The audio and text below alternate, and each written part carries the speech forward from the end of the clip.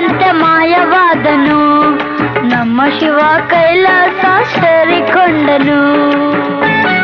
ಕೊಡುವುದನ್ನು ಕೊಟ್ಟು ಬಿಡುವುದನ್ನು ಬಿಟ್ಟು, ಕೊಡುವುದನ್ನು ಕೊಟ್ಟು ಬಿಡುವುದನ್ನು ಬಿಟ್ಟು, ಕೈಯ ಕೊಟ್ಟು ಓಡಿ ಹೋದನು. ಕಾಣದಂತೆ ಮಾಯವಾದನು, ನಮ್ಮ ಶಿವ ಕೈಲಾಸ ಸೇರಿಕೊಂಡನು.